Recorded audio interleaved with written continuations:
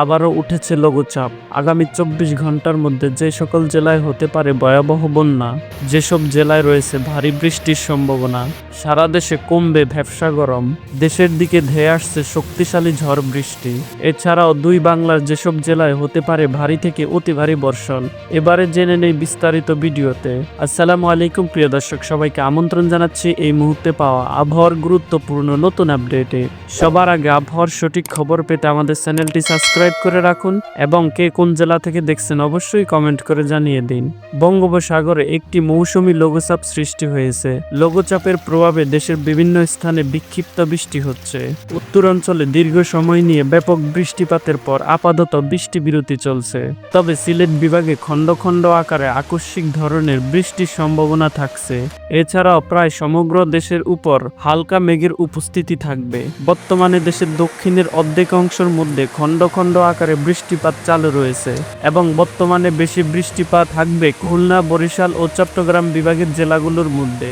এছাড়াও আশেপাশের বিভাগীয় এলাকায় খণ্ড খণ্ড আকারে আকস্মিক ধরনের বৃষ্টির সম্ভাবনা থাকছে। মেঘের পাশাপাশি রোদের উপস্থিতি দেখা যাবে দেশের অনেক এলাকায়। খুলনা, বরিশাল, চট্টগ্রাম ও সিলেট বিভাগের কিছু কিছু এলাকায় ঝাঁকে ঝাঁকে স্বল্পস্থায়ী বৃষ্টি হতে পারে। এটি পরপর কিছুদিন এভাবে চলতে পারে এবং আর্দ্রতাজনিত অস্বস্তি গরম কিছুটা কমে আসবে। পশ্চিম মধ্য বঙ্গোপসাগর ও তৎসংলগ্ন উত্তর পশ্চিম বঙ্গোপসাগরে একটি লঘুচাপ সৃষ্টি হয়েছে। এর প্রভাবে বায়ুচাপের তারতম্যের কারণে উত্তর পশ্চিম বঙ্গোপসাগর কিছুটা উত্তাল হয়ে উঠেছে। তাই দেশের সকল সমুদ্রবন্দর সমূহকে 3 নম্বর স্থানীয় সতর্ক সংকেত জারি করেছে বাংলাদেশ আবহাওয়া অধিদপ্তর এবং এই পরিস্থিতি আরও 1 সপ্তাহ থাকতে পারে। আগামী 24 ঘন্টার মধ্যে যে সকল জেলায় হতে পারে ভয়াবহ বন্যা, আগামী 24 ঘন্টার মধ্যে 5 থেকে 10টি জেলা এবং 72 ঘন্টার মধ্যে 15 থেকে 20টি জেলা ভয়াবহ বন্যার কবলে পড়তে পারে বলে আশঙ্কা করা হচ্ছে। আগামী 24 ঘন্টার মধ্যে পদ্মা নদী এবং এর শাখা ও উপনদীগুলোর তীরবর্তী জেলাগুলোতে বন্যা কবলিত হওয়ার প্রবল সম্ভাবনা রয়েছে।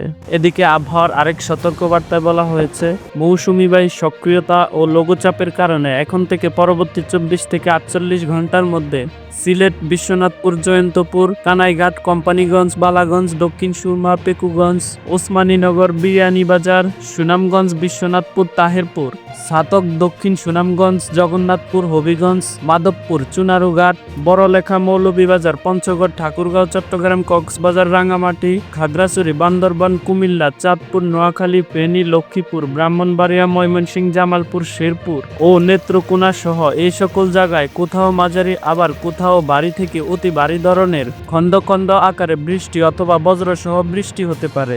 এছাড়াও বরিশাল বিভাগের কিছু কিছু জায়গায় খণ্ড খণ্ড আকারে স্বল্পস্থায়ী কিছু বৃষ্টিপাত হতে পারে এবং সারা দেশে রোদের উপস্থিতি দেখা যেতে পারে।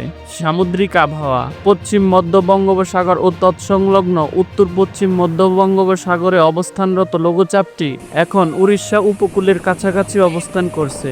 এর প্রভাবে গভীর সাগর উত্তাল রয়েছে। তাই বাংলাদেশ আবহাওয়া অধিদপ্তর সকল সমুদ্রবন্দর সমূহকে 3 নম্বর সতর্ক সংকেত বহাল রেখেছে।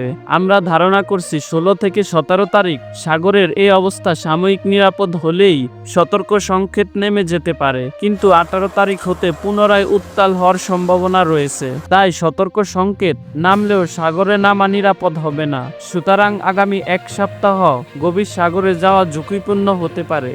তাই আবহাওয়ার পূর্বাভাস না জেনে গভীর সাগরে যাওয়া থেকে বিরত থাকুন। এছাড়াও দেশের অভ্যন্তরীণ নদী বন্দর সমূহের জন্য রয়েছে 1 নম্বর সতর্ক সংকেত।